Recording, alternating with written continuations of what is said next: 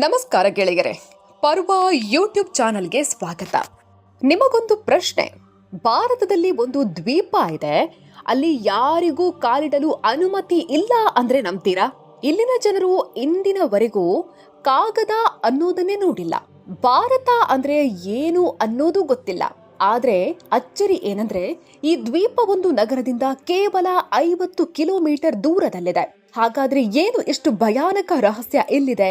ಇವತ್ತು ನಾವು ಈ ವಿಡಿಯೋದಲ್ಲಿ ತಿಳ್ಕೊಳ್ಳೋಣ ನಾರ್ತ್ ಸೆಂಟಿನಲ್ ದ್ವೀಪದ ಬಗ್ಗೆ. ಅದು ಯಾಕೆ ಭೂಮಿಯ ಕೊನೆಯ ಪ್ರತ್ಯೇಕ ಲೋಕವಾಗಿದೆ ಅನ್ನೋದನ್ನ.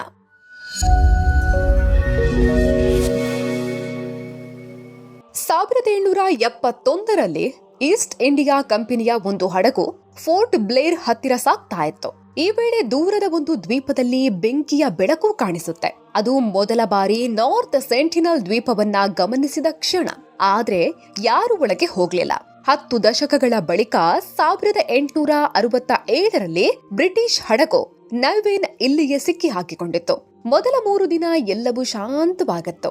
ಆದ್ರೆ 3ನೇ ದಿನ ಈ ಹಡಗಿನ ಮೇಲೆ ದ್ವೀಪದ ಬುಡಕಟ್ಟು ಜನರು ಬಿಲ್ಲು ಬಾಣ ಹಿಡಿದು ದಾಳಿಯನ್ನ ಮಾಡ್ತಾರೆ. ಹಡಗಿನವರು ಕಲ್ಲುಗಳ ನಡುವೆ ಅಡಗಿಕೊಂಡು ತಮ್ಮನ್ನ ತಾವು ರಕ್ಷಿಸಿಕೊಂಡ್ರು. ಆದ್ರೆ ಇದು ದ್ವೀಪದ ಬುಡಕಟ್ಟು ಜನರ ಒಂದು ಸ್ಪಷ್ಟ ಎಚ್ಚರಿಕೆಯಾಗಿತ್ತು. ಅದೇ, ಈ ದ್ವೀಪ ನಮ್ಮದು, ಹೊರಗಿನವರು ಒಳ ಬರಬಾರದು ಅನ್ನೋದಾಗಿತ್ತು. ಈ ಘಟನೆಯ ನಂತರ ಬ್ರಿಟಿಷರಲ್ಲಿ ಆಸಕ್ತಿ ಹೆಚ್ಚಾಗುತ್ತೆ. ಇವರು ಎಷ್ಟು ವರ್ಷಗಳಿಂದ ಇಲ್ಲಿ ಬದುಕ್ತಾ ಇದ್ದಾರೆ ಎಂದು. ಇದನ್ನ ತಿಳಿಯುವುದಕ್ಕಾಗಿ 1880ರಲ್ಲಿ ಅಧಿಕಾರಿ ಮೋರಿಸ್ ವಿಡಾನ್ ಫೋರ್ಟ್ಮ್ಯಾನ್ ದ್ವೀಪಕ್ಕೆ ತೆರಳಿ ಅಲ್ಲಿ ಇದ್ದಂತಹ ವಯೋವೃದ್ಧ ದಂಪತಿಯನ್ನ ಮತ್ತು 4 ಮಕ್ಕಳನ್ನ ಕರೆದುಕೊಂಡು ಬರ್ತಾರೆ. ಆದ್ರೆ ಕೆಲವು ದಿನಗಳಲ್ಲಿ ಆ ಹಿರಿಯ ದಂಪತಿಗಳು ಸಾವನ್ನಪ್ತಾರೆ. ಕಾರಣ, ದ್ವೀಪದ ವಾತಾವರಣಕ್ಕೆ ಹೊಂದಿಕೊಂಡಿದ್ದ ಇವರ ದೇಹ ಹೊರ ಜಗತ್ತಿನ ವಾತಾವರಣಕ್ಕೆ ಹೊಂದಿಕೊಳ್ಳೋದಕ್ಕೆ ಸಾಧ್ಯ ಆಗೋದಿಲ್ಲ. ವೃದ್ಧ ದಂಪತಿಗಳು ಸಾವನ್ನಪ್ತಾ ಇದ್ದಂತೆ 4 ಮಕ್ಕಳನ್ನ ಮತ್ತೆ ದ್ವೀಪಕ್ಕೆ ಕಳಿಸಲಾಯಿತು. ಆದ್ರೆ ಈ ಮಕ್ಕಳು ದ್ವೀಪಕ್ಕೆ ಮತ್ತೆ ತಲುಪುವ ಹೊತ್ತಿಗೆ ಆ ಮಕ್ಕಳ ಮನಸ್ಸಿಗೆ ಹಾನಿಯಾಗಿತ್ತು. ಹೊರಗಿನವರು ಅಪಾಯ ಅನ್ನೋ ಭಯ ಬೇರೂರಿತ್ತು. ಹೀಗಾಗಿ ಹೊರಗಿನವರನ್ನ ಅವರು ನಂಬೋದಿಕ್ಕೆ ತಯಾರಿರ್ಲಿಲ್ಲ. ಈ ಘಟನೆಯ ಬಳಿಕ 1 ಶತಮಾನ ಯಾರು ಈ ದ್ವೀಪದತ್ತ ಹೋಗ್ಲಿಲ್ಲ. ಆದ್ರೆ 1967ರಲ್ಲಿ ಒಬ್ಬ ವಿಜ್ಞಾನಿ ಮತ್ತೆ ಇತ್ತ ಹೆಜ್ಜೆ ಹಾಕ್ತಾರೆ. ಅವರೇ ತ್ರಿಲೋಕನಾಥ್ ಪಂಡಿತ್, ಭಾರತೀಯ ಮಾನವ ವಿಜ್ಞಾನಿ. ಇವರ ಉದ್ದೇಶ ಈ ಜನರೊಂದಿಗೆ ಶಾಂತ ಸಂಪರ್ಕ ಸಾಧಿಸೋದಾಗಿತ್ತು. ಹೀಗಾಗಿ ಪ್ರಾರಂಭದಲ್ಲಿ ದ್ವೀಪದ ತೀರದಲ್ಲಿ ತಿಂಡಿ, ಆಟಿಕೆ, ಉಡುಗೊರೆಗಳನ್ನ ತೇಲಿ ಬಿಡ್ತಾರೆ.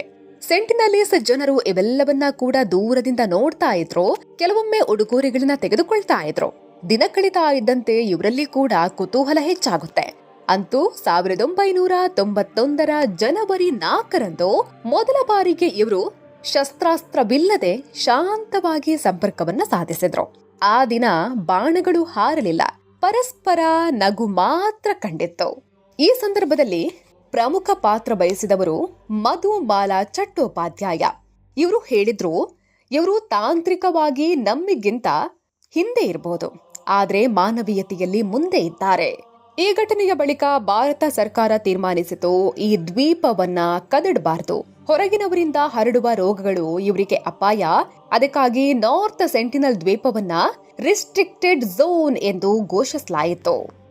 ಆದ್ರೆ 1981ರಲ್ಲಿ ಪ್ರೈಮ್ ರೋಸ್ ಹೆಸರಿನ ಹಡಗು ಇಲ್ಲಿ ಸಿಕ್ಕಿ ಹಾಕಿಕೊಳ್ಳುತ್ತೆ. ಹಡಗಿನ ಸಿಬ್ಬಂದಿಯನ್ನ ಹೇಗಾದ್ರೂ ಮಾಡಿ ರಕ್ಷಿಸಲಾಗುತ್ತೆ. ಆದ್ರೆ ಹಡಗಿನಲ್ಲಿದ್ದ ಸಾಮಗ್ರಿ ಅಲ್ಲಿಯೇ ಉಳಿದು ಹೋಗುತ್ತೆ. ಕಾಲ ಕಳೀತಾ ಇದ್ದಂತೆ ಈ ಹಡಗಿನ ಲೋಹ, ಕಬ್ಬಿಣದ ವಸ್ತುಗಳನ್ನ ಸೆಂಟಿನಲೀಸ್ ಜನರು ಉಪಯೋಗಿಸಿಕೊಳ್ಳಲು ಪ್ರಾರಂಭಿಸುತ್ತಾರೆ. 2004ರ ಸುನಾಮಿಯ ಬಳಿಕ ಈ ಜನರು ನಾಶವಾಗಿರಬಹುದು ಎಂದು ಎಲ್ಲರೂ ಭಾವಿಸ್ತಾರೆ. ಆದ್ರೆ ಭಾರತೀಯ ನೌಕಾಪಡೆಯ ಹೆಲಿಕಾಪ್ಟರ್ ಈ ದ್ವೀಪದತ್ತ ಹಾರ್ತಾ ಇದ್ದಾಗ ಬುಡಕಟ್ಟು ಜನರು ಬಾಣ ಹಿಡಿದು ಆಕಾಶದತ್ತ ಹಾರಿಸ್ತಾರೆ. ಇಲ್ಲಿ ಮತ್ತೆ ಸ್ಪಷ್ಟವಾಗುತ್ತೆ, ನಾವು ತಮ್ಮದೇ ಲೋಕದಲ್ಲಿ ಜೀವಂತವಾಗಿದ್ದೇವೆ ಎಂದು. ಇನ್ನು 2018ರಲ್ಲಿ ಅಮೆರಿಕದ ಯುವಕ ಜಾನ್ ಅಲೆನ್ ಚೌ ಕ್ರೈಸ್ತ ಧರ್ಮ ಪ್ರಚಾರಕ್ಕಾಗಿ ನಾರ್ತ್ ಸೆಂಟಿನಲ್ ದ್ವೀಪಕ್ಕೆ ಹೋಗ್ತಾರೆ. ಭಾರತ ಸರ್ಕಾರದ ನಿಷೇಧದ ಹೊರತಾಗಿಯೂ ಈತ ಅಕ್ರಮವಾಗಿ ಈ ಜನರ ಹತ್ತಿರ ಹೋಗ್ತಾರೆ. ಇವೆಲ್ಲವನ್ನ ಕಂಡ ಬುಡಕಟ್ಟು ಜನ ಆತನ ಮೇಲೆ ಬಾಣಗಳಿಂದ ದಾಳಿ ಮಾಡ್ತಾರೆ. ಆತನ ದೇಹವನ್ನ ದ್ವೀಪದ ತೀರದಲ್ಲಿ ಹೂತು ಬಿಡ್ತಾರೆ. ಈತನ ಸಾವು ವಿಶ್ವಕ್ಕೆ ಒಂದು ಸಂದೇಶವಾಗಿತ್ತು. ಅದು ಕೆಲವೊಮ್ಮೆ ಕುತೂಹಲಕ್ಕಿಂತ ಪ್ರಕೃತಿಯ ಗೌರವ ಮುಖ್ಯ ಅನ್ನೋದು. ಇಂದಿಗೂ ನಾರ್ತ್ ಸೆಂಟಿನಲ್ ದ್ವೀಪ ಭಾರತದ ಭಾಗವೇ ಆಗಿದೆ. ಆದ್ರೆ ಅಲ್ಲಿ ಯಾರೂ ಹೋಗಲು ಸಾಧ್ಯವಿಲ್ಲ. ಜಗತ್ತು ಎಷ್ಟೇ ಅಭಿವೃದ್ಧಿಯನ್ನ ಕಂಡ್ರೂ ಇವರು ತಮ್ಮದೇ ಕಾಲಘಟ್ಟದಲ್ಲಿ ತಮ್ಮದೇ ಸಂಸ್ಕೃತಿಯಲ್ಲಿ ಬದುಕ್ತಾ ಇದ್ದಾರೆ. ಇವರ ಲೋಕವು ಪವಿತ್ರ, ಮನಸ್ಸು ನಿಷ್ಕಲ್ಮಶ. ಇದು ಹಾಗೆಯೇ ಉಳಿಯಲಿ. ಈ ಕತೆ ನಿಮಗೆ ಹೊಸದಾಗಿದ್ರೆ ವಿಡಿಯೋವನ್ನ ಲೈಕ್ ಮಾಡಿ ನಿಮ್ಮ ಗೆಳೆಯರೊಂದಿಗೆ ಹಂಚಿಕೊಳ್ಳಿ. ಮತ್ತೆ ಒಂದು ಹೊಸ ಎಪಿಸೋಡ್ನೊಂದಿಗೆ ಭೇಟಿಯಾಗೋಣ. ಅಲ್ಲಿಯವರೆಗೆ ನಮಸ್ಕಾರ ಮತ್ತು ಧನ್ಯವಾದಗಳು.